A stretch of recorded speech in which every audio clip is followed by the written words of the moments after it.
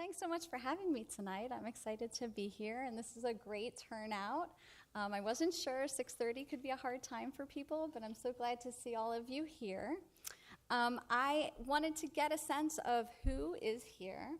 So can you raise your hand if you're a parent? Great. Or a family member? Okay, good. That's about half of you. Teachers? Lots of teachers. Child study team members? Got one back there, two back there. Who am I missing? School nurse. Fantastic.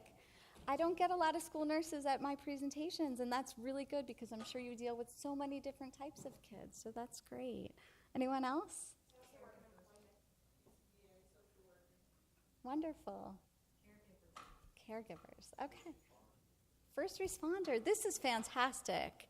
Yeah, I love to see the varied crowd. And we're talking about social skills tonight, okay? Promoting social skills assessment and treatment. Social skills encompasses all different environments, right? So the fact that we have people here from the community, from families, from schools, child study teams, in the healthcare field, fantastic. I'm glad you're here tonight. So we're going to be talking about promoting social skills. I will talk about some assessment materials and some treatment. Primarily, this presentation is geared toward social skills in the school setting. However, it all applies outside of school. So we have to think about, kids in general are spending the majority of their time in the school setting. And oftentimes, that's where they're getting many of their interventions, right? However, it's really important that everyone outside of school knows what interventions are going on and is able to utilize those interventions with their students outside of those structured school settings. Because our ultimate goal is generalization so that the skills can become functional. So everything that I talk about tonight can apply across the lifespan. Some of my examples might be geared toward younger learners. Some of them might be for older students. But you have to look at the developmental age of the student, and you have to look at what's important to them in the environment that they're in at the moment, right? So you can take all of the strategies, and you should be able to extract the information and apply it to your children or the students that you're working with. Okay. Social skills today. I love this slide because it really demonstrates kind of what we're dealing with, and you might have trouble reading it. So there's a mom and a dad. Mom is on her iPad. Dad is on his phone, I take it. Kid is in front of television, and he turns around and says, "Do you guys think all the TV I watch hurts my social skills? Mom? Dad? Are they attending to him?" No. Okay. Can anyone relate to this scene? I imagine most of you, right? So social skills are changing a little bit because we have new things in place. We have all the devices. We have texting. We have FaceTime, right? So we have to adapt our instruction and embrace those things. We can't just say, devices aren't good. They don't promote social skills, because the reality is that that's what kids do a lot of times, right? So I personally have 2 teenagers, and I have just watched them because I find it fascinating to see how people interact. And they could have their friends over, and be in the same room and be texting the kids sitting next to them. It's a little bit bizarre, but this is what kids do. So I just like this slide because it really demonstrates kind of what we're dealing with today. And then, sometimes these become challenges for teaching social skills. So tonight I'm primarily talking about autism spectrum disorder, but in the work that I've done over the years, I've worked with kids with a variety of different challenges. So certainly kids with ADHD, with oppositional defiant disorder, with some mental health issues. Sometimes they're just excessively shy. I mean, there's really a gamut of students that social skills instruction could apply to, right? But tonight we're talking primarily about autism spectrum disorder. I imagine all of you in this room have some familiarity with autism, And, it might vary with your personal experience, or it might be with students that you work with. So within autism spectrum disorder, social skills are a core deficit among individuals with ASD. Okay, that is critical, and that is something that has to be targeted for intervention, okay? These skills are critical for establishing and maintaining successful relationships. They're necessary for successful employment opportunities, navigating daily living skills, becoming more independent over time, and problem-solving challenges one faces. And I'm really going to talk about the breadth of social skills today because it's not narrow at all. It's actually a wide range of topics, a wide range of skills that have to be targeted. So I do see in my work with kids on the autism spectrum that most of the time they really do want some kind of social interaction. I think traditionally in the past people felt that students with autism really weren't looking for that social interaction. I really haven't met that many individuals that don't want it, but they don't necessarily know how to go about it in a way that is successful and that works and that maintains relationships. And so what I see is without intensive interventions, kids are often functioning kind of on the periphery of the social lives of their peers, okay? So you could see this, let's say, if you look at kids on the playground. You have your groups of kids that are playing soccer and your groups of kids that are on the swings. Sometimes our students that have social skills deficits are out there, they want to interact, but they might be kind of walking around the playground, not knowing how to initiate. How do I join in? How do I play that game if I don't know how to play it? How do I get help if I need it? So they function on that periphery without some more structured intervention, and then also the peer support. So there's a lot of potential benefits of well-developed social skills. And this may sound like common sense, but it's really important because everything that we talk about tonight is addressing the need to intervene to provide intensive social skills interventions, okay? So if you have good social skills, there's a tendency to have a more positive and safe school environment.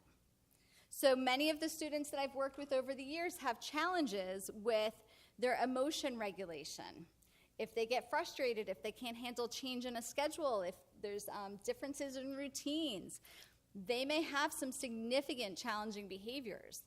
So that is going to impact the safe school environment, okay? So the greater level of social skills instruction we can give them, they're going to be more supported and be able to kind of navigate those situations. So students seek appropriate assistance and safe ways to deal with emotional responses, and they're more resilient when they face challenging life events. And life is complicated, so there's a lot of different challenges that these students could be having that are common for all families, but for a student that's impacted by autism, they might be kind of more challenging. So we really need to work on that emotion regulation and understanding how to cope. So social relationships will become better developed. And in a school environment, we frequently find fewer discipline problems when there's better social skill supports, okay? So as a behavior analyst, one of my roles is to look at problem behavior, okay? So frequently I'm going into a classroom, I'm observing a student, and I'm making recommendations that go into a behavior support plan. When we're looking at those challenging behaviors, we can't just assume that the behaviors are going to go away. We have to replace them with replacement behaviors that are functionally equivalent and adaptive for the student. And oftentimes, when a student has high levels of challenging behaviors, they have really significant social skills deficits. Okay? So we have to target the social skills deficits for instruction while trying to reduce the problem behaviors. So there's a lot of benefits to well-developed social skills. On the flip side, what are the consequences of social skills deficits? Well, those of you that might be seeing kids in school in a guidance counselor capacity or in a teacher role know that when there's social skills deficits, there's frequently conflicts with peers in school and also possibly into the community. And sometimes that community conflict spills into the classroom. I know many students are gaming outside of school, and they talk to each other through their headphones, and sometimes those conflicts come into the school environment too. Students will have difficulty establishing and maintaining friendships. A lot of times we're pretty successful with getting the starting seeds to a friendship, but how do you maintain that over time? It takes a lot of work. And many of us take that for granted, but for a student with autism, they very likely will need a lot of support to do that. Educational difficulties and ultimately school dropout can occur as a result of social skills deficits, particularly with kids that don't know how to handle stress or anxiety or how to navigate situations where they may need some help. It could lead to violent and delinquent behavior. Sometimes there's substance abuse, depression, family challenges. In the long run, difficulties gaining and keeping employment. And so obviously there's a significant impact on society overall.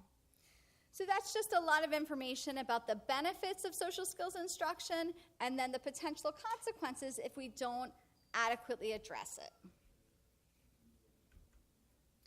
So teaching social skills is more than just exposure. And this is something that we know through research. This is important because sometimes teachers and parents request greater levels of inclusion for kids. So they want them, let's say, in a general education setting so that they can be around typically developing students. Yes, there's a benefit to that, but it's only going to be really beneficial if the social interactions are facilitated.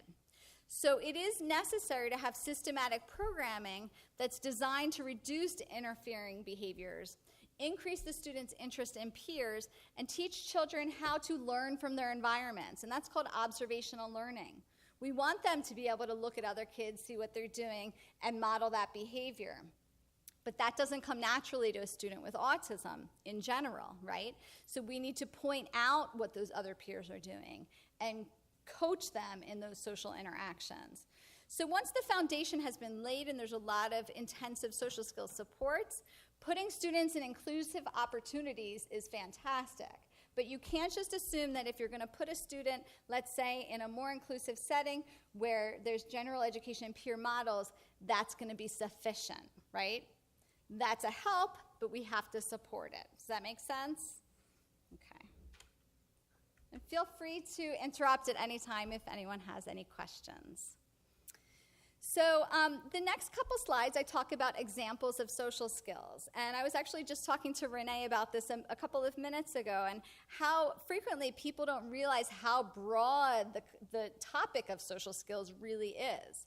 It's not just having a friend, it's not just having a conversation, but if we look at all of the different ways people interact and deal with different situations, social skills becomes very, very broad. So it could be kind of overwhelming to try to figure out kind of where you want to start in terms of targeting social skills. So I'm going to go through some examples. The first section is play skills, okay? And play skills don't just apply to young kids. Really, that's often the foundation where you see a lot of social interactions for young children, but you have to remember, play skills is incorporated when kids are in gym class at school. And guess what? They're in gym class through high school, right? Play skills might be incorporated in community activities. So the foundation needs to be laid. So it could be asking somebody to play, joining others in play, sharing, taking turns, how to play a game, and dealing with winning and losing, which is a real challenge for some students. Okay, and there are many, many more skills to target, and these are just some examples.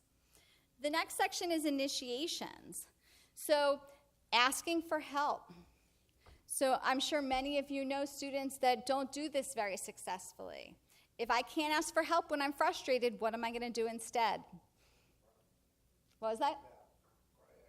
Pout, cry, act out, throw my paper, run out of the classroom, refuse to do my work, right? And that's just one example of a social skill. So asking for help and asking to take a break. When I do presentations, I often give the example of, if any of you kind of felt tired, or you're distracted tonight, or you need to stretch your legs, you would get up, maybe go out, use the restroom, get a drink, and you'd come back in. You wouldn't be disruptive, right?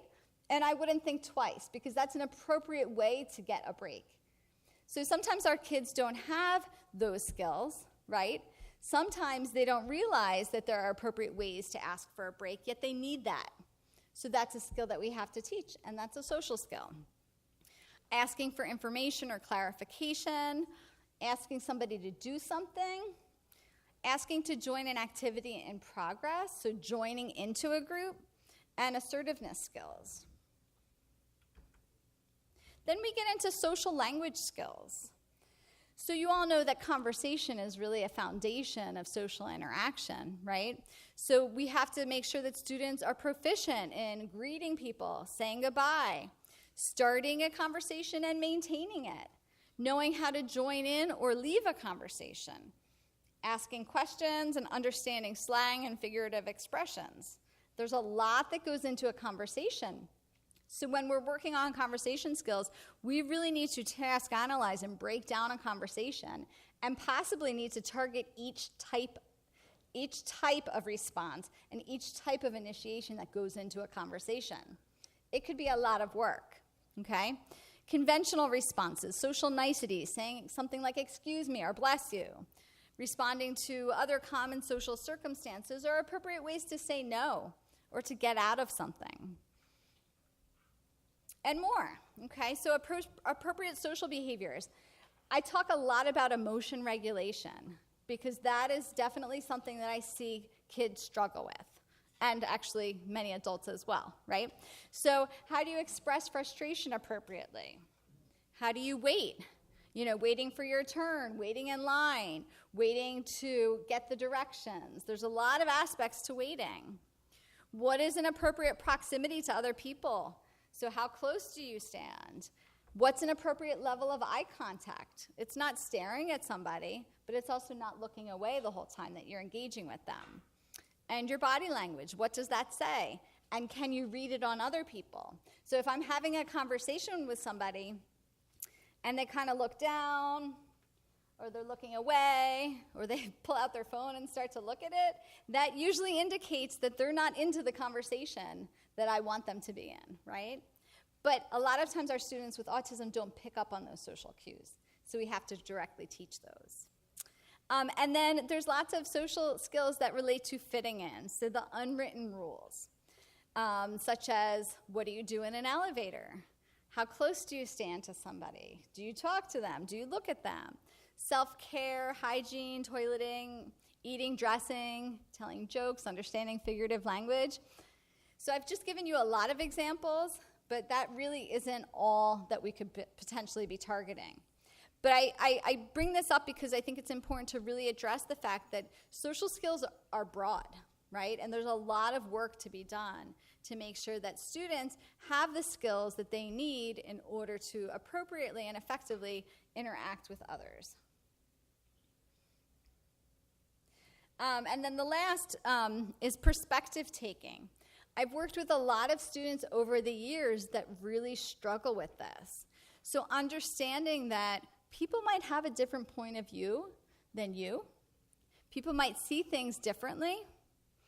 I've had a lot of students that have problem behaviors because of things that maybe bug them that other kids do, yet they don't seem to recognize that they do the same things. So an example of that is there's a student that I've worked with for several years who gets very upset if other kids are making loud noises. But she doesn't have the ability at this point to self-reflect and notice that she's actually very loud and disruptive in class. So she's not understanding that perspective. Okay? So understanding things like dishonesty, cheating, or making a joke, understanding what other people may see or think. So I want to talk about the components of social skills, and I think it's really important because oftentimes when I see social skills being addressed, not all of the components of social skills are being addressed. So there really are 4 parts to a social skills intervention. First is acquisition, then performance, then generalization, and last fluency. And generally they go in that order, although I think there could be some interchangeable parts. And you don't have to complete the first step necessarily to get to the third step, but you'll see what I'm saying as I give an example. So acquisition is understanding what the skill is and how to go about doing it. So I'm going to use the example of joining in to a play situation. So joining an activity that is already occurring. So let's say we want to teach a student how to join the basketball game that has already started during recess. Okay? So we have to explain to them that there's a certain way to do that. And then we would model that, and we would ask the student to practice that. Okay? So it might be going up to the students and saying, hey, excuse me, can I play? Or can I play too? So we would explain it and practice it with the student and make sure that they can ask that question and feel comfortable with that, okay? So a lot of students kind of stop at this acquisition spot. If you ask them, what do you need to do if such and such happens? They can give you a rote response and tell you what they need to do, okay? Because they've acquired the skill. They understand what the steps are, and they can demonstrate that. The next step is performance, okay? That's where the student is actually doing that in an authentic social situation. So it's not enough to just talk about how do you enter ongoing play, but let's go ahead and do it. So now that the student has been primed and they've been taught how to do it through the acquisition phase, can they do it when they go out to recess, okay? So hopefully they can, right? So that would be the performance of the skill. And that's a great step, and that's successful often, and it provides the student with some social reinforcement. Because look, they've learned a skill, and then they've applied it, and the kids accepted him into a game. Okay, so that's socially reinforcing. The next step would be looking at generalization. So generalization is when an individual can do a skill across people, across settings, over time, and with different materials, okay? So let's say the student wants to join in to play a board game during indoor recess one day. Can the student then apply the skill that they were taught initially in the acquisition phase into another situation? So now they're in the classroom, it might be different peers, it's a different activity. And when they're in the community, can they join in to something that might be happening on the playground or at the mall when they see other kids? So that generalization component is really critical. A skill isn't really functional until it's generalized, okay? So a lot of times we kind of get stuck in that acquisition phase, and we might be hitting on the performance, but the performance is narrow. And what we want to do is make sure that it's broad and that the student can apply that new skill in a variety of settings, novel situations that are new, okay? The last step is fluency. That sometimes doesn't need to be specifically targeted, but for some kids it does. So fluency is when you can do something correctly and fast enough, okay? So if I was the student and I wanted to join into that basketball game at recess, but it took me 20 minutes to go up to them and ask if I could play, well, guess what? Recess is only 23 minutes, right? So I'm too late. It took me too long. I may have been effective, but I wasn't fast enough. So for some kids, we really have to work on that. For some kids, that comes a little more naturally, but I just wanted to make sure that you all understood that that is part of an intervention if it's needed for a specific student. Okay, does that make sense? the fluency. So some kids, when they learn a skill, they can do it pretty quickly. But for other kids, they need to learn the speed.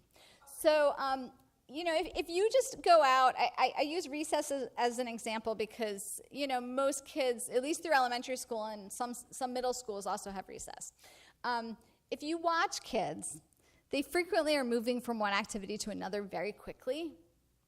So if you have your student that you're working with not be able to keep up with the pace of what's happening, they're going to miss all of those social opportunities. So that fluency piece is making sure that they can use the skill and do it quickly enough so that they can get that social reinforcement or that social interaction.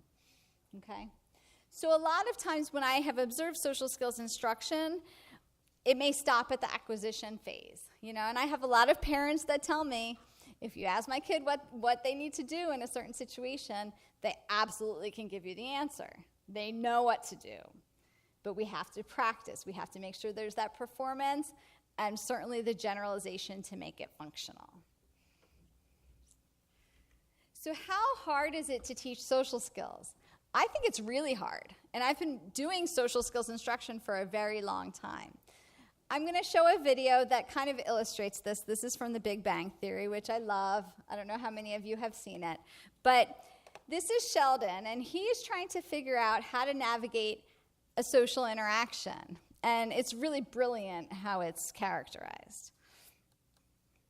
You're just in time. I believe I... Wait a second. Let me change the... I've isolated the algorithm from making friends. Sheldon, there is no algorithm for making friends. Well, hear him out. If he's really onto something, we could open a booth at Comic-Con, make a fortune. See, my initial approach to Kripke had the same deficiencies as those that plagued Stu the Cockatoo when he was new at the zoo. Stu the Cockatoo? Yes, he's new at the zoo. It's a terrific book. I've distilled its essence into a simple flowchart that will guide me through the process. Have you thought about putting him in a crate while you're out of the apartment? Hello, Kripke. Yeah, Sheldon Cooper here. It occurred to me that you hadn't returned any of my calls because I hadn't offered any concrete suggestions for pursuing our friendship. Yeah, perhaps the two of us might share a meal together. Yeah, I see. Well, then perhaps you'd have time for a hot beverage. Popular choices include tea, coffee, cocoa. I see. No, wait, don't hang up yet. But what about a recreational activity? I bet we share some common interests. You tell me an interest of yours. Really? On actual horses? Tell me another interest of yours. Oh, no, I'm sorry. I have no desire to get in the water till I absolutely have to. Tell me another interest of yours. Uh-oh, he's stuck in an infinite loop. I can fix it. It's interesting, but isn't ventriloquism by definition a solo activity? Yeah. Tell me another interest of yours. Is there any chance you like monkeys? Yeah, what is wrong with you? Everybody likes monkeys. Hang on, Kripke. A loop counter and an escape to the least objectionable activity. Howard, that's brilliant. I'm surprised you saw that. Gee, why can't Sheldon make friends? All right, Kripke, that last interest strikes me as the least objectionable, and I would like to propose that we do that together. Tomorrow. Yes, I'll pay. All right, goodbye. All right. Time to learn rock climbing. So I love that because it really characterizes how challenging an interaction could be. We can't predict what the other person is going to say or do, really, at any time. So then what? And so do we teach every optional response to everything that could happen? We probably can't. But so I just like to show that because it really illustrates sometimes why social skills interventions take a lot of effort and take a lot of time, right? If we could just have it on a flow chart like that for every interaction. I'm sure many of you work with kids or have kids at home that tend to socialize better with adults versus kids. Does that ring a bell? Okay. Oftentimes, that's because adults are more willing to wait. They're more adaptable. They're a little more predictable in their responses. But then when you interact with kids, you know, they may listen, they may run off to the next kid. You don't necessarily know what you're going to get in terms of a response. So a lot of times I do see kids do much better with their social skills initially with adults. And that's okay because that can provide a lot of practice. But over time, we have to make sure that that generalizes to their peers as well. So let's talk about assessment. Given the number of different social skills that I brought up tonight, and again, that's not all of them, how do you go about figuring out what you want to work on? Okay, so there's different ways to assess the skills. And you want to look at these questions. Is the student going to demonstrate the skill when they're asked to do it? Can they do it independently, or do they require a lot of prompts? Can the student consistently perform the skill over time? Sometimes I see kids that are very inconsistent. One day they're on and they can do it, and then another day they're really struggling with that same skill. Are all components of the skill demonstrated? And does the student exhibit that skill in a variety of situations? So these are ways to assess what is necessary to target. And then there are also some formal assessments. So one is called the SSIS, the Social Skills Improvement System. AFLS is another one. That's the Assessment of Functional Living Skills. And there's some other ones out there that are available that provide more of an overview of social skills, and it might provide a peer comparison so you can kind of see what skills might be lagging compared to typically developing same-age peers. So there's a lot of options out there, but on a simple way to look at assessment, you can look at these questions to try to kind of figure out what you might be wanting to work on. On an individual level, ways to assess would be to observe the student in a variety of social situations. So when I'm in the school environment, I like to go in and see kids in a structured academic lesson. I like to see them in the lunchroom. So cafeteria is really challenging, often because it's very overstimulating and there's a lot of noise. I might look at recess, phys ed, or other activities that tend to have a lot of social interaction. And I want to see what challenges they might be presenting across all of those environments. I also want to gather feedback from parents because a lot of times they're having some challenges in the community or at home with a sibling. We might use checklists or rating scales. There are many available. And then I like to compare the parent and staff responses for common themes. So when I see the common themes, those are things that I'm going to probably target first because I know that there are issues kind of across the board. And these will help me to identify priorities for the student, and using the results of all of this assessment is ultimately going to guide my intervention. So when it comes to choosing goals for the student, some of you are obviously involved in creating the student's IEP. I like to look at this list of questions when I'm choosing goals for the student. And I revisit these questions often and kind of use it as a checklist for determining what I might want to teach a student next. So think about what skill is most likely to benefit your child when you're ready to teach a new skill. And first make a long list of potential skills that you might want your child to learn at this time, and then go through the list and prioritize, because you're not going to be able to target everything all at once, right? You might work on a lot of different things, but if you want those intensive interventions, you're not going to be able to target everything all at the same time. So I first make that long list, and then I look at these questions. So is the skill going to be functional for the student? Is it something that they're actually going to use? If it's not, it's probably not a priority. Is the skill important to the student and or his family? I think that's really critical, because when families are interested in teaching a specific skill, then they are going to be able to provide more practice and support for that skill outside of the school environment. And that's really needed. So acquisition rate increases with more practice opportunities. So when families are very interested and on board with addressing a specific skill, I tend to prioritize those things first. It's important to know if the student has necessary prerequisite skills. So if you want them to have a conversation, do they know how to start a conversation? Is the skill age appropriate? Sometimes that's a tricky thing to answer because there's, developmental ages as well as chronological ages. But you have to think, is this skill going to be used with the peers that student is interacting with? Will the skill help to reduce problem behaviors? For me, that's a huge one, because when there's problem behaviors, that definitely interferes with positive social interactions. So if we can reduce the problem behaviors by teaching social skills and specific social skills targets, I'm going to prioritize that for sure. We want the skill to lead to more complex skills and, again, generalization.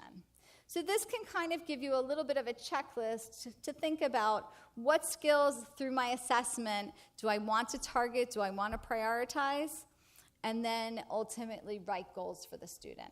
And the goals can be informal in the sense that we know that the whole team is going to work on them, or as parents you might just be working on them at home, or they can be more formal goals that are written into an IEP. Okay. In 2014, there was a meta-analysis, so it was a research study that looked at lots and lots of different interventions that have been studied, and the result was a list of evidence-based teaching strategies for students with autism. And this list doesn't have all of the interventions on this slide, but I picked out ones that are more associated with teaching social skills, okay? And all of these interventions are also consistent with applied behavior analysis, or ABA. So hopefully many of you are familiar with ABA, but it is really the gold standard of treatment for children with autism. So when we look at intervening to teach social skills, we're frequently going to go to this list because we know that these strategies have the evidence to indicate that they are successful in teaching social skills for kids with autism. So how can these supports and interventions be implemented? Within a school setting, many of you may be familiar with a 3-tier model, okay? So a pyramid is the typical picture that we see that describes this model. And on the bottom, the red section is tier 1, or universal supports, okay? Those are going to include class-wide discussion, modeling, practice of social emotional skills, and those are going to be embedded throughout the school day and throughout activities that a whole class does, and sometimes a whole school does. So many schools have character education programs. Oftentimes there's an acronym, and it's, it might be caring and empathy or whatever that school has taken on as their character education program. So universal supports are applied to everyone, okay? School culture, climate, and character education is pretty common, I would say, in most school districts at this point.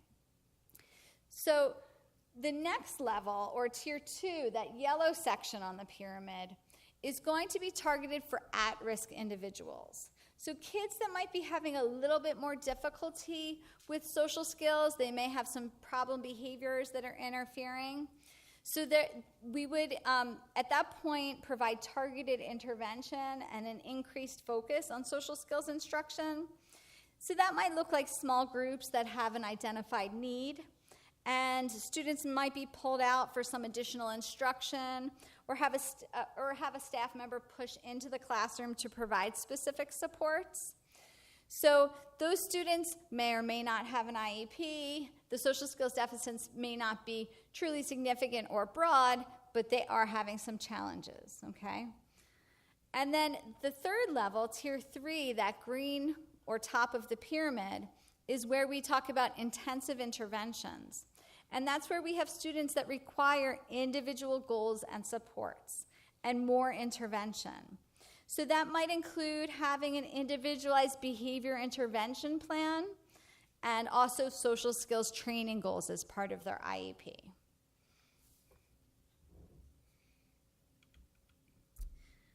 So embedding social skills instruction into daily routines. In settings or in school environments that are focused on social skills, staff are embedding social skills instruction throughout the day rather than just focusing on academic instruction.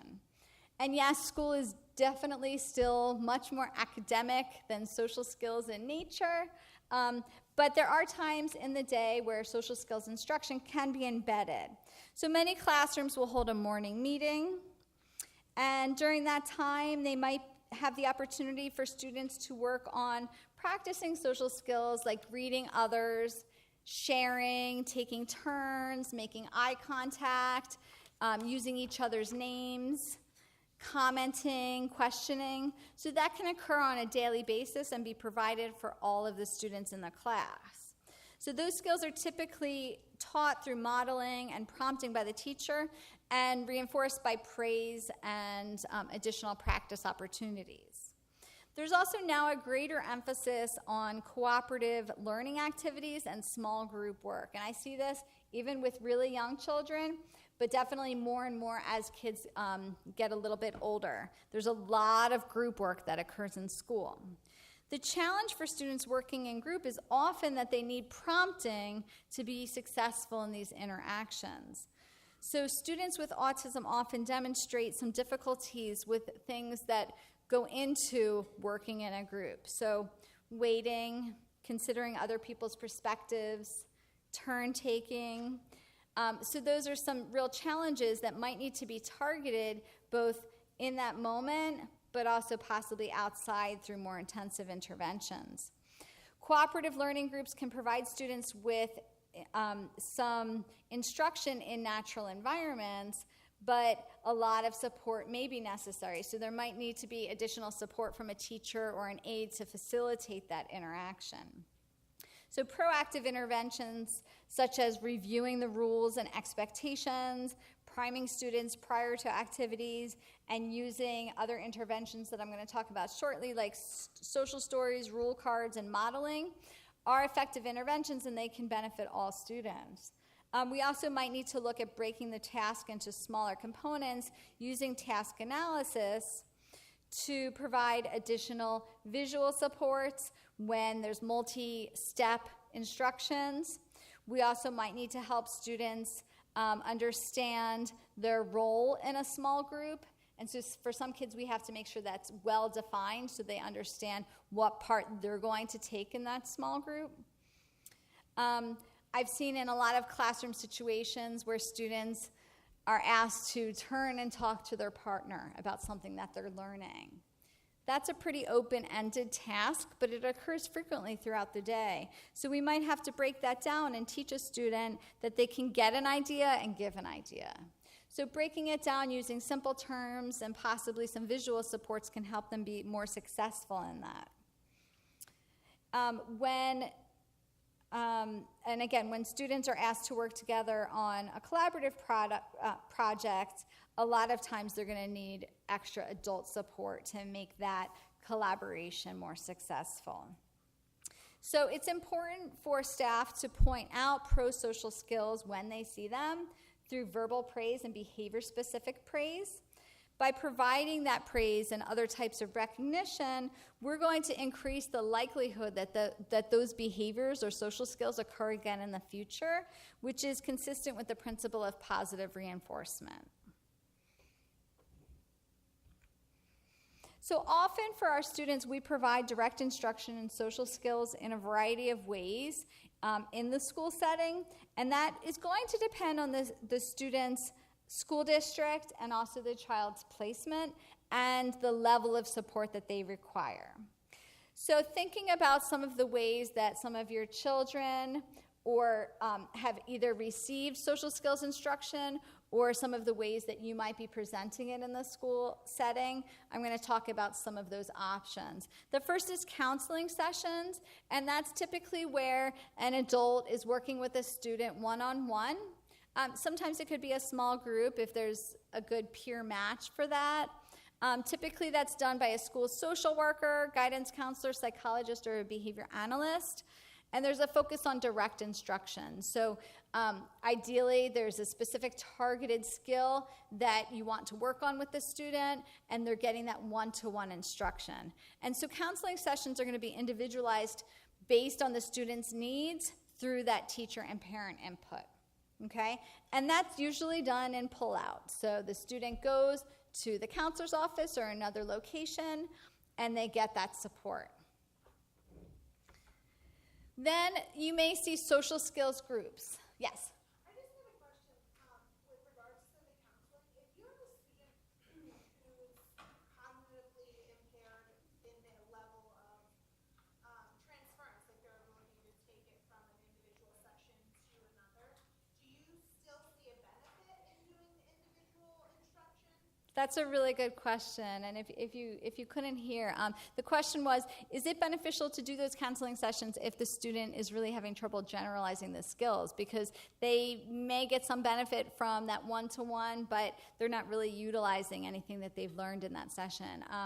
And some of that might be related to their cognitive level, and sometimes it might be because the interventions kind of surrounding the student on the outside of that one-to-one session aren't enough. So usually I think there's a benefit, but I wouldn't do that in isolation. So a lot of times when we talk about social skills instruction, it usually has to be done in multiple ways for it to be successful.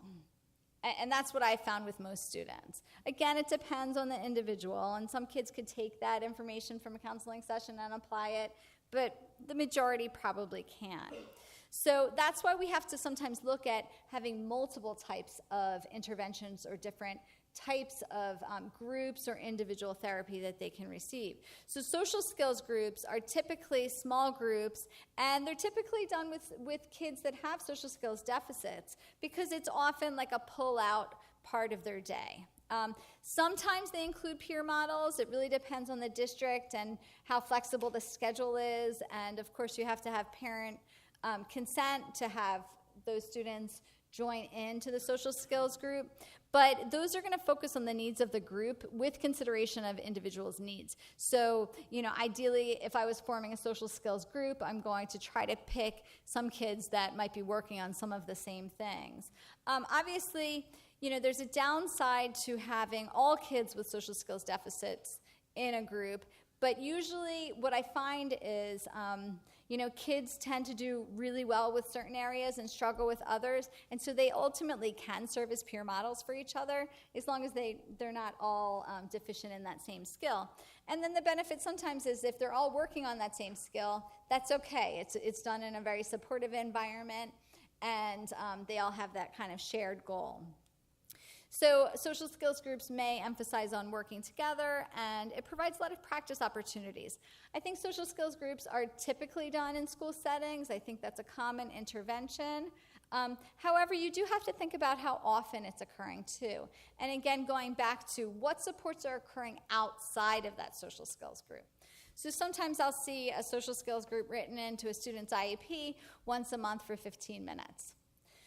So I question whether or not that's going to be an effective intervention if that's only being done in isolation. So really think about how frequently are the interventions happening, because we may need to look at increasing the frequency of an intervention. But again, if the student is receiving a social skills group once a month and they're receiving counseling and maybe some of these other interventions, then it may actually work. It just depends on how quickly the student can acquire new skills and how much collaboration is occurring across the team, and that's both home and school. A lunch club or a lunch bunch, that's another common way that social skills supports are provided. That typically offers an alternative to the cafeteria, and I have to say I like that. When I'm trying to work with kids on social skills in the cafeteria, I find it very challenging because usually it's very noisy. Any of you that have been in a cafeteria in a school recently probably can appreciate that.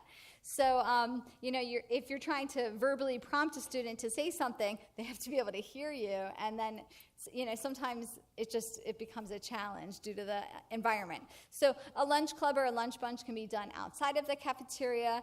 It's a smaller, quieter setting with fewer students. There would be close supervision.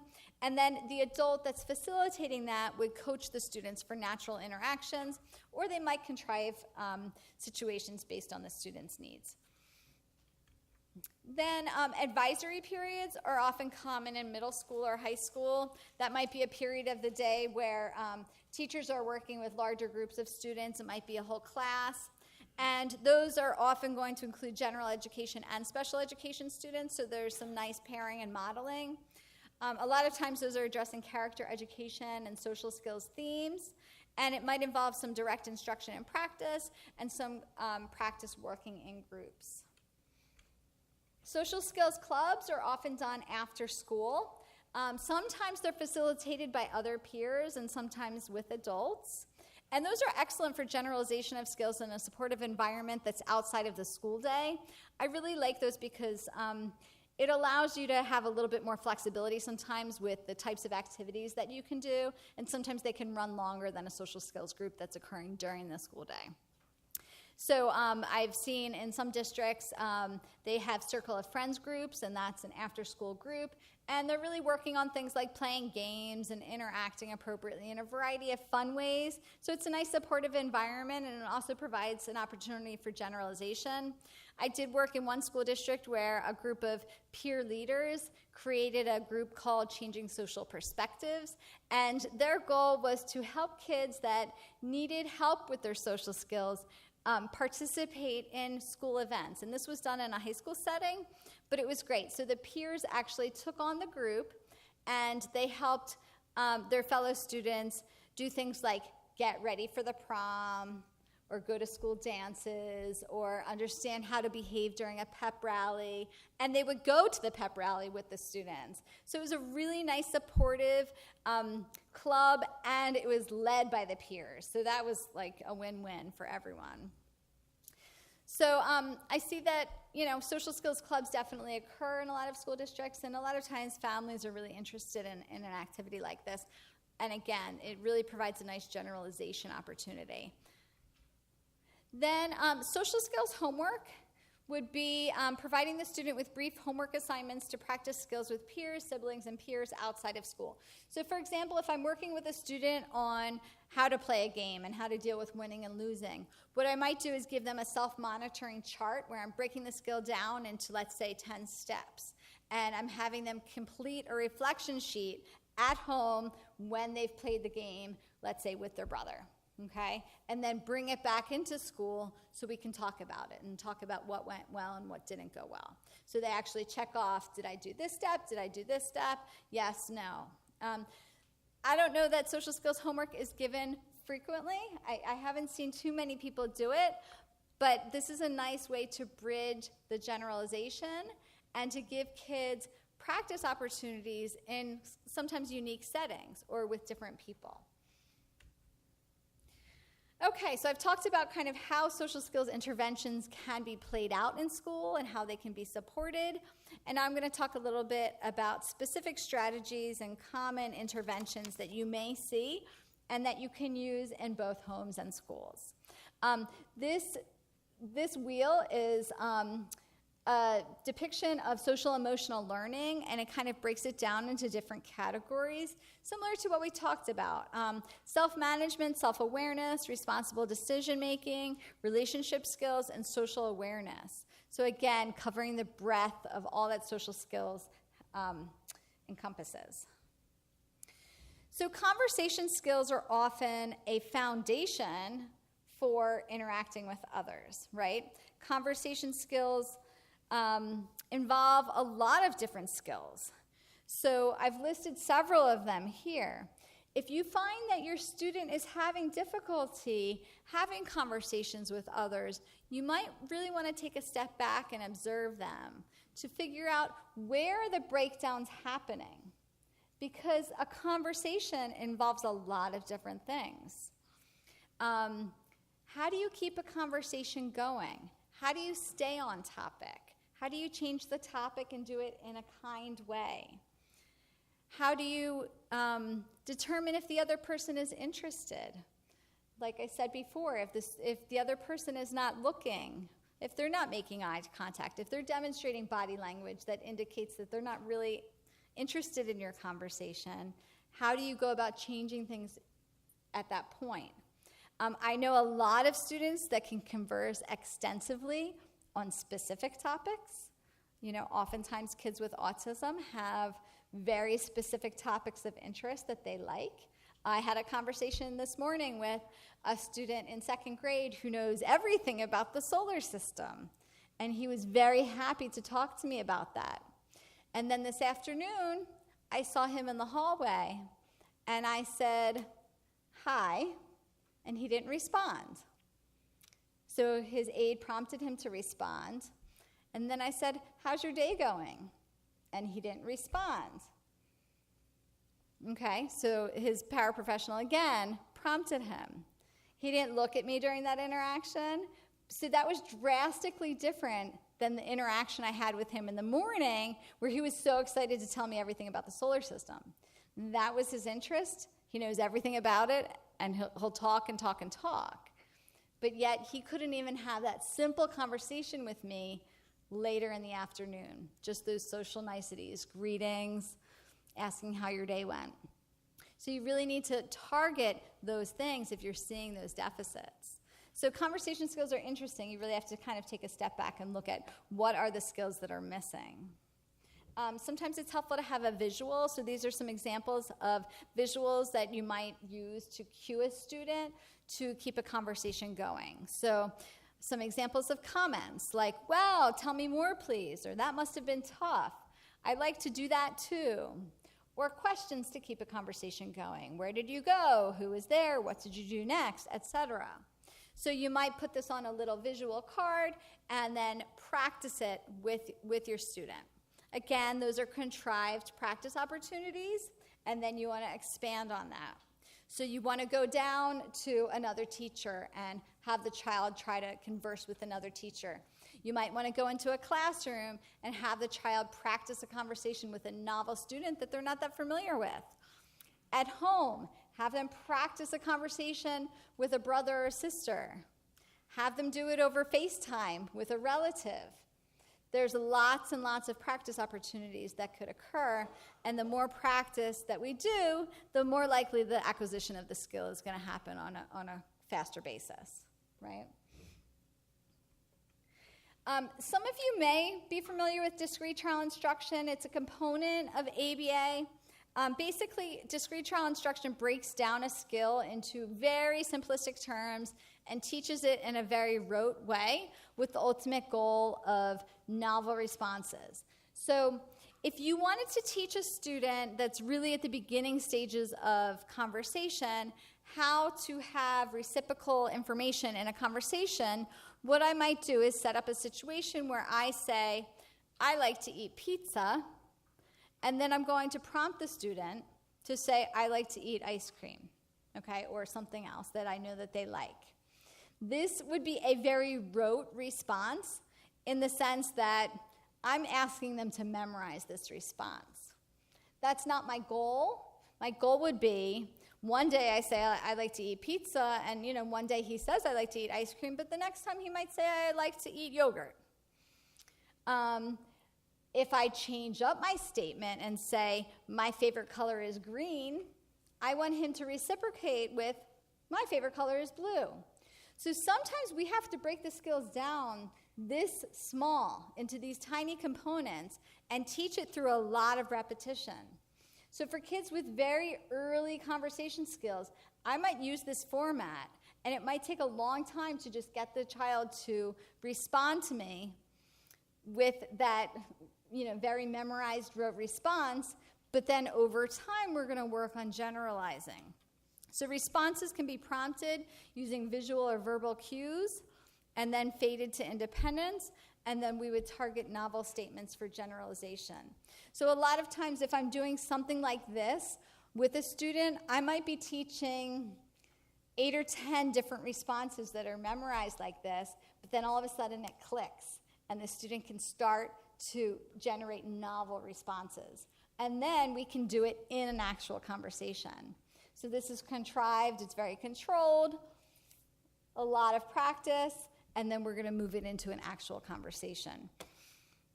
So going to, let's say, the train table where a bunch of kids are around there playing trains, and one kid says, I'm moving Thomas up the hill, and now my student is able to say, well, my Percy's going through the tunnel, right? So that's reciprocal conversation. Here's another example of discrete trial instructions to teach responses to social occurrences. So the sequence might be, I'm pretending to be hurt, so I pretend to stub my toe or something and cry, and then I teach the student to say, are you okay? And then I respond, yeah, I'll be okay, thanks for asking, and give them a high five. Again, this is a memorized response, and we may have to start there for some of our kids, particularly younger learners or learners where language is just starting to develop. Coaching students in social interactions really involves a 3-step process, and this can apply to any social situation. So you want to think about cue, coach, and review. So cueing a student is preparing the student for a social interaction and letting them know what to expect, what social skills to use, and how they might be reinforced if that's applicable, okay? Then coaching them is using visuals or gestures or other types of prompts to help the student and provide behavior-specific praise for their efforts. But the coaching is occurring during an actual interaction. So the cueing occurs before the interaction, the coaching occurs during the interaction. And then the last step is reviewing. So after they practice the skill, we want to talk to the student about what went well and maybe what needs to be changed next time. So that's the feedback step. So one nice way to cue students for social interactions is to use what's called a social story. And a social story is typically a short booklet. It could be one page, it could be several pages, and it's about social situations or concepts. So social stories can be purchased, so they're commercially available. If you Google a social story for a specific topic, chances are you'll find one, just because people share resources, or you can write it yourself. And the goal of the social story is to share relevant information in a meaningful way. So typically what you would do is you would write the social story and then you would review it with the student prior to them being in that social situation. It could be used for positive situations or situations that are more challenging for them, and it breaks the goal down into understandable steps. The nice thing about social stories is that they can be used pretty much for any topic. So I have written them for how do I accept no? What do I do if I'm asked to do something I don't want to do? What should I expect when I go to the dentist? How do I behave in a movie theater? What do I do if I want to ask someone out on a date? So social stories can be written for younger kids, they can be written for older kids, and they can really go across lots and lots of different situations. And written in a way that's age appropriate for them. And they can involve pictures, they can involve text, they can be done short, they could be a little lengthier. I do have a lot of kids that like to see their own pictures, so I might take pictures of them and put them into the story, or take pictures of things in their natural environment and put them into the story, and that sometimes makes it a little more real for them. So they're typically written in pretty simple language, using a first-person perspective. They can incorporate pictures, and generally they're written in a very positive tone. The key thing that I want to mention about social stories, and I hope some of you are already using social stories, is it's not an end-all, be-all intervention, okay? So it's the cueing part. So it's providing that instruction to a student about kind of what to expect, but it really needs to be practiced. So they should be practicing or role-playing what occurs in that story. Because you can't just assume that you read the story to the student or the student reads it himself and that all of a sudden they're going to be fine in that situation. Sometimes they need to have a little bit of practice engaging in those appropriate behaviors first.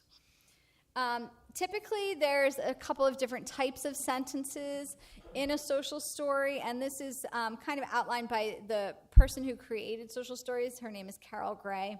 There are descriptive sentences that provide basic information that might be relevant to the situation, directive sentences that provide a suggested response to a situation, so basically telling the student what to do in that moment, perspective-taking sentences that might provide information about how other people feel. And again, they can use photographs, icons, or other images. So here's an example of a social story about playing games. And it might be hard to read, so I'm going to read it to you.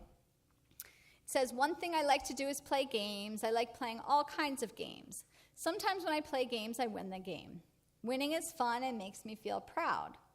Sometimes I play a game and lose. Sometimes only one person can be the winner, and that's okay. I can be a good sport and be happy for the other person. When I'm not the winner, there are many things I can say." So here it's telling the student what to say. Maybe I'll win next time. That was a great game. Congratulations. When I say these things and show good sportsmanship, it makes me feel good and proud for the other person. People will want to play games with me again, and that's fun. So that talks about the perspective of others. For some kids, that might be a lot of language. For other kids, you might be able to expand on that. So it's very individualized. Again, you can find them on the internet, or you can buy books of pre-made social stories, but you really could create one very quickly on your own and make it very individualized to the student. So it's a great intervention when it's paired with practice. Story movie is something that's similar, but it's done in a video format. So it's like a social story, but it's acted out. So this is kind of a funny one because it's not real pictures, but I'll show you this example. I like my schedule because I know exactly what I'm supposed to do all day at school. When someone changes my schedule, I feel worried. When this happens, I might yell or get angry. If I get upset, here are some things I can do. I can use my words to tell the teacher I'm worried or upset. Class, today we're going to have indoor recess. I'm really upset that there is no outdoor recess. Sometimes I'm so upset that it's hard to get the words out. I can write my teacher a note to tell her how I feel. Class, we won't be able to get to a reading time today.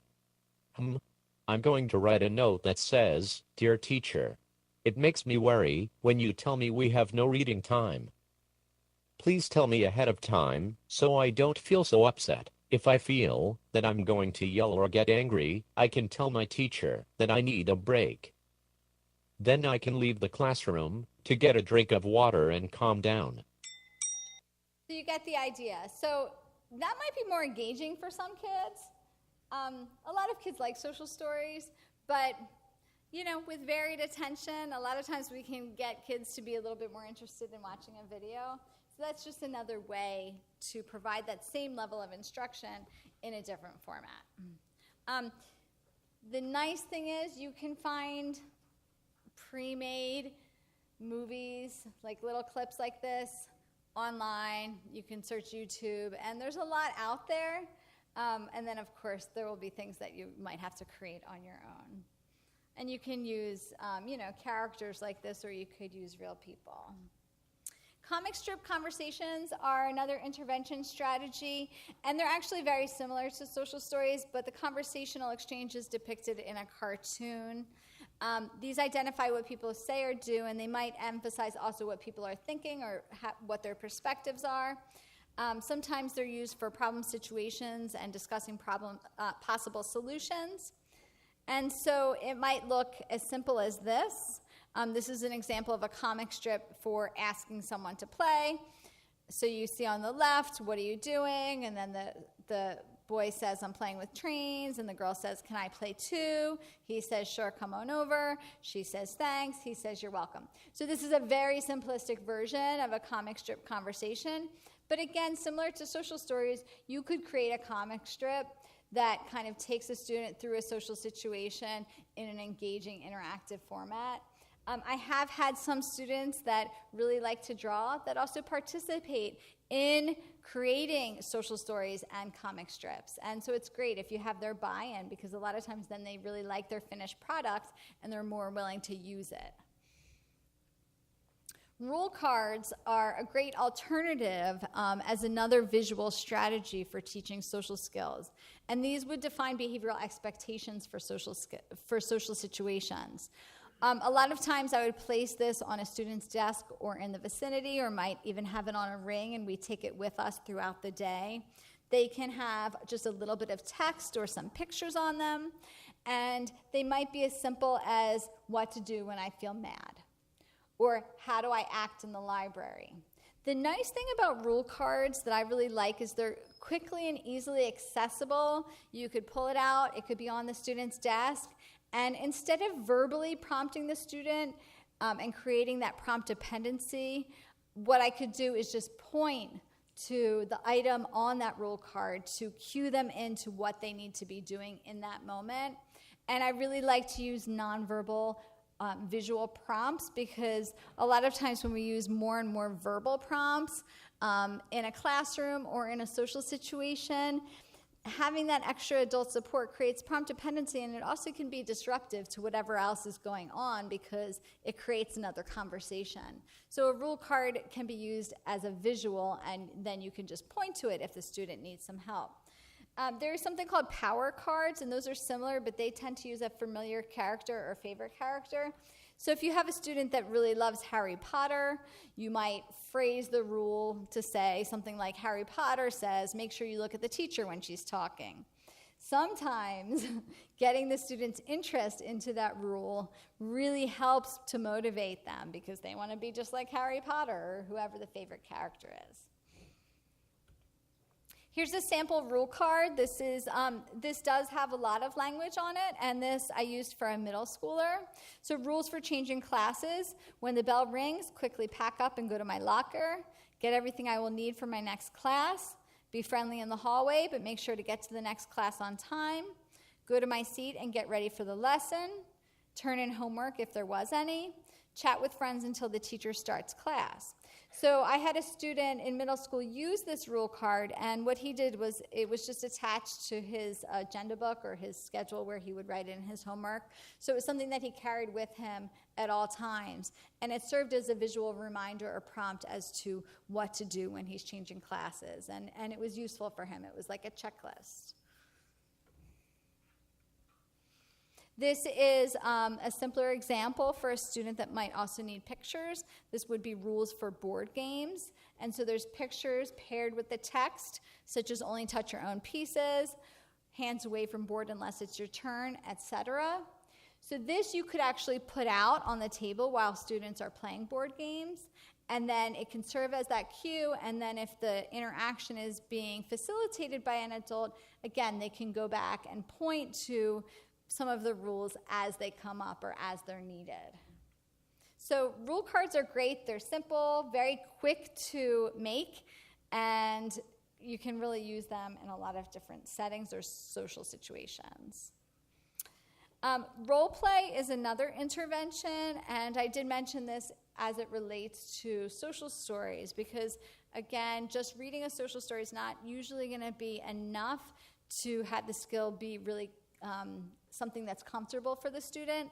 So role play would provide practice in using this skill, and it can be done during lunch, recess specials. It can be done in counseling or social skills groups. The student can act out the social situation or watch others demonstrate the scenario. So a lot of times I would have staff members first demonstrate what to do and have the student watch, and then I would ask the student to engage in the role play, so where they're practicing that skill. We have sometimes used familiar people or characters. Sometimes, if kids really like action figures, then let's get the action figures together and have them role play. Again, you're not going to stop there. You have to generalize to real people, but that might be a way to make the student very comfortable with role playing and to provide a lot of practice opportunities, and then we would advance that to working with actual students. It's helpful to use a variety of characters and examples to facilitate generalization. And when I do role plays, I have to think about the student in terms of whether or not I want to show both the appropriate behaviors and inappropriate behaviors, because I have had some students really hyper-focus on inappropriate things. So if we show them the wrong way to do something, they think it's funny and they might want to do that. So you have to kind of know your child, know the student, to decide if you want to show the wrong way of doing something or just focus on the right way. And when we do role play, it's important to give feedback. So they engage in the role play, and then we say, hey, that went really well, or this is what you need to try next time. Let's try it again. The hidden curriculum is an interesting phrase that describes social skills that everyone knows, but no one is taught. And I think this is really important to think about, because working with kids with autism, we know that they struggle to learn from their natural environments and through observational learning. So there are a lot of social skills that we pick up just because it's kind of common sense or it's obvious, right? So when you look at hidden curriculum, phrases that kind of describe these behaviors are, everyone knows that, or I shouldn't have to tell you, or common sense says this, or it should be obvious to you. So they include assumed rules, often that are just very common in our culture, and it includes adult and student expectations. It might include figurative language like idioms and metaphors.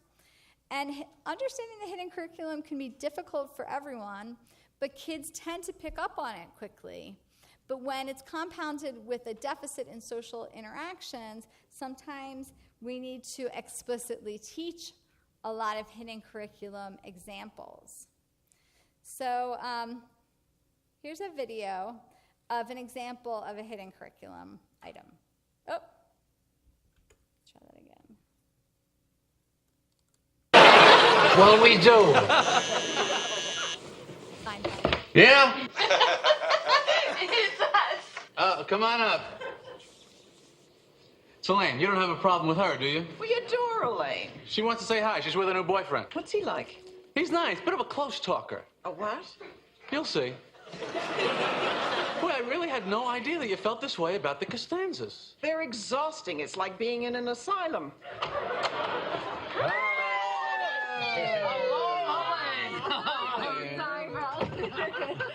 Oh, this is Erin. Hello, Aaron. Hello, Aaron. So how long are you folks in town? 3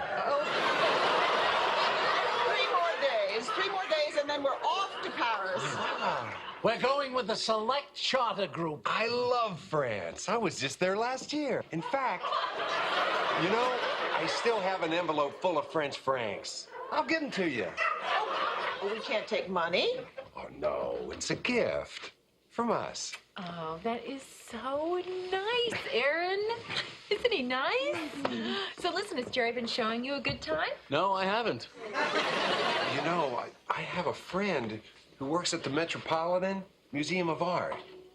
How'd you like a behind-the-scenes tour? Really? You could do that? Easily. It wouldn't be any trouble? Of course not. When could we go? How about right now? I'm ready. Are you sure? Yes. Okay, let me get my coat. Elaine, what do you say?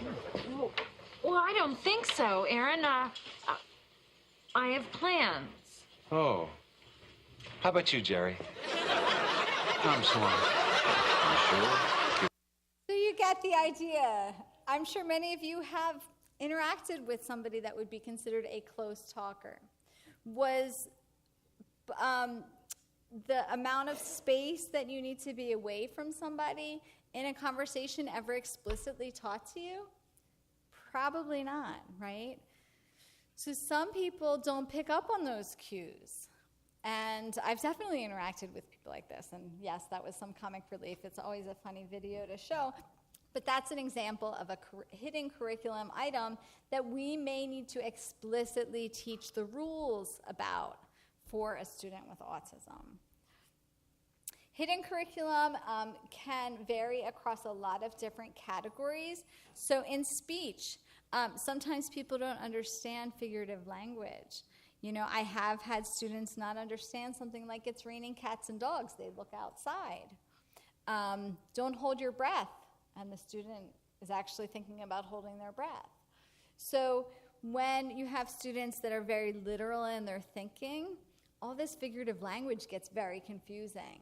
So in some cases, I've actually had to take a long list of these different phrases and teach that to a student. Hidden curriculum occurs in actions. So in body language, what's acceptable and what's not acceptable. In personal space, like the close talker.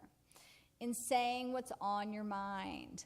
Some of you may have had students, or you may have kids that have no filter, right? They think something and it comes out of their mouth. Sometimes I want to be one of those people, right? Because it's interesting. But that doesn't always work well in social situations. So a couple of years ago, I was facilitating a social skills group, and I was so proud of one of my students because he turned around to the kid next to him and said, "I appreciate you because you're a good friend." And I was like, yes, that's great. That's such a nice thing to say. But then he said, "Well, not as good as some of my other friends, maybe an 8 out of a 10. And I was floored. Like, it's funny, but really, it started off as being very nice and complimentary, and it turned into something that could actually be very insulting. But he didn't see it as being insulting. He was telling him he was a good friend. So sometimes we really have to work on that filter, and things will catch us by surprise, and then we address it at that moment. Other hidden curriculum considerations, it might vary across age, so how you interact with younger kids is going to be different than adults. Certainly there's cultural differences, different ways you interact with people in different environments, with different people, different genders. Some examples of the hidden curriculum, treat all authority figures with respect. So you wouldn't address a police officer like you would your brother. Or not all people that you're unfamiliar with are strangers that you can't trust. So you might not know a bus driver or your policeman, but those are people that can help you. So again, sometimes we don't think of these things until we notice a student having difficulty, but then we might need to address it and specifically target it. Idioms are another example, again, that goes back to figurative language. Another social skills strategy that we can use is called video modeling. And video modeling can be used to show a skill in a variety of settings and with different people. And it shows a situation in action. So there's some overlap between a social story and a video model. A video model could incorporate peers, it could incorporate the student himself, or it could be used to provide feedback to the student on his or her own behavior. So you can use video models for lots of different things. So I have done a video model of how to play with Mr. Potato Head, okay? And that would be for a young student that's just learning some play skills. And what that looks like is a video of somebody's hands putting the pieces of Mr. Potato Head on. So it's kind of like an instructional video. And the nice thing about a video model, again, a lot of kids are interested in technology and will be willing to watch that video. So again, watching it is not going to be sufficient. We have the student watch it, and then they practice the skill, and we give them feedback. So you can use video models for lots and lots of different types of skills, and those sometimes can be found online. If you're looking for some examples, you can always check YouTube, or you can make them, and it's great if you make them with peers. Again, it depends on the skill that you're trying to teach. So here's a video model, and this is pretty funny, but again, this kind of relates to the hidden curriculum. This is urinal etiquette. So in here we have both men and women, which is good to see. A lot of times I'm presenting to a lot of women educators, and they don't realize that there's a whole etiquette for going into the bathroom and using a urinal. So this is an example of a video model specific to teach this skill. Oh.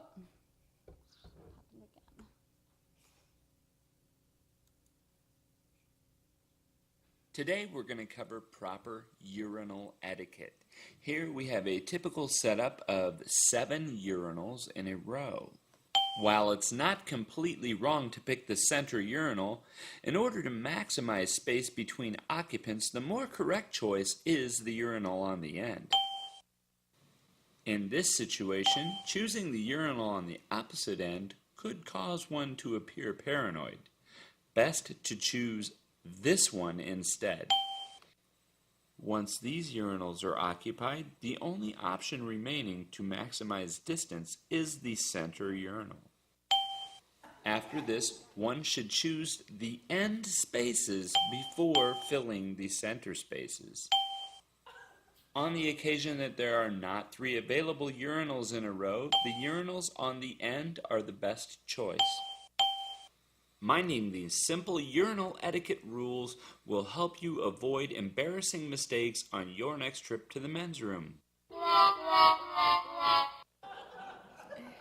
So I do enjoy showing that video because it's funny, but really a lot of women would not even think about those things. And I've worked with a lot of boys, okay? Boys need to learn that. Some schools have urinals in them. Certainly if you go into the community, you see those. So this is an example of using a video to show the social implications of a situation and give instruction to the student. But it makes the situation come to life because it's in video format. So a lot of kids can understand it better versus you just explaining it to them, okay? Another thing in this situation might be, teaching a little boy not to drop their pants, right? So all of these little things, these are all social skills. Okay. Everyone likes that video. Okay, so what happens when things don't go well? What we want to do is called a social autopsy or a social reflection. So after a student engages in some type of interaction or they have some situation that maybe didn't go so well, the idea is to come back to the table and have a conversation about what may have happened that didn't go exactly as planned and what can we do differently next time to correct that error. And a lot of times I use one of these social reflections when a student engages in some type of behavior that, often there's like a big emotional reaction. And my goal is not at that point to have any type of disciplinary action. I want them to learn from the experience. So we want to go back and reflect on that. So social autopsies are designed to get students to objectively analyze their social mistakes and difficulties, and we might ask some problem-solving questions, like what happened, what was the error, who was hurt by that error, what should we be doing next time, and how can we correct it. And so for some students, I'll use a form, and this is an example of a social reflection form where I'll actually have them fill it out so that we have that permanent product and we can always go look back on that so that the next time the student might be about to engage in that interaction, we could pull it out and review it for priming purposes, or we can pull it out again and review the situation again as a teaching opportunity. Zones of Regulation is a curriculum that's designed to teach students to self-regulate their emotions and work on impulse control. It's newer, it's a couple of years old, and I do see a lot of schools starting to use it. It helps students recognize when they're in different zones, as well as strategies to address or stay in the zone that they're in. So it is outlined in different colors, and each color has different emotions related to them. So for example, blue is sad, sick, tired, bored, or moving slowly. And there's a lot of visuals in the curriculum. It could be helpful for teaching kids how to self-regulate their emotions and also how to problem solve when certain challenging situations come up. So I'm going to just summarize with some general recommendations. If we're looking to facilitate friendship development, it's helpful for us to find good matches. Not everybody is going to naturally be a good peer model for a student. It's helpful to look at having kids that have similar interests. or similar temperaments. You know, you don't necessarily want to pair up a kid that, you know, kind of is easygoing with a kid that is very hyperactive. You know, so you want to look at providing good peer models that also might work well with your student. Plan events that are appealing. So sometimes we have families really wanting to work on generalization of skills, and so they might plan play dates, and it could be a special play date like a trip to some fun community location to practice those skills. We want to make sure that we are addressing interactive, cooperative, and competitive activities when we're working on social skills, because sometimes kids have different challenges with different types of activities. And it's helpful to balance having fresh and novel activities with things that are repeated or more familiar. Obviously, more familiar is going to tend to make a kid more successful or promote more successful interactions, but we do also have to provide them with new opportunities. And it's important that interactions are facilitated. I've worked with a lot of families that want to schedule play dates, and then when they do so, a student comes over, to play with their kid, and sometimes it doesn't go so well because the parent wasn't really expecting to have to be part of the social interaction. And for some kids, initially, they are going to require an adult to facilitate that. And over time, ideally, you're kind of setting that interaction in motion and then just kind of overseeing it from afar, and not being overly involved, but sometimes it requires more significant facilitation initially.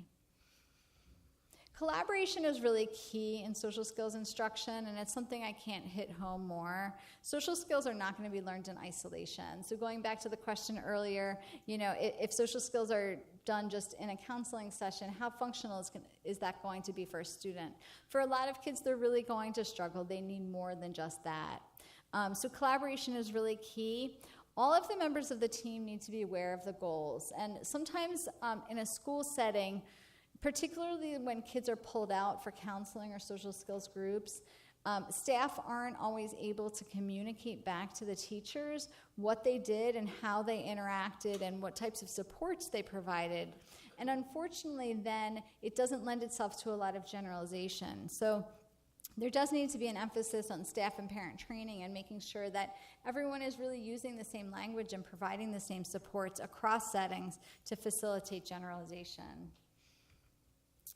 Remember that there's a lot of natural context for teaching, and you want to capitalize on any teachable moments that come up. So some examples would be, snack or lunchtime, assemblies, being in the classroom, and also being in the community. When we're looking at the success of our interventions, we might need to be thinking about looking back at this slide and seeing what might be working and what isn't. Sometimes we need to look at increasing the frequency of interventions or the duration. Like I said earlier, if a child is engaging in a social skills group once a month for 15 minutes, it might not be adequate, right? So we might have to increase the frequency in which they engage in those types of groups. Using systematic and consistent approaches, training students to fluency, those are all important and critical components. Using peer models to serve as positive models for the student, and developing interventions for challenging behaviors is really, really critical. So something to leave you on, something that you can do that's very simple, the 4 Ps. Point out the things that you see that are going well.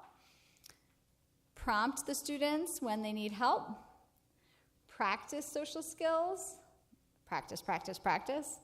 And then praise the students for engaging in those efforts. And, over time, you will see some success with a lot of hard work.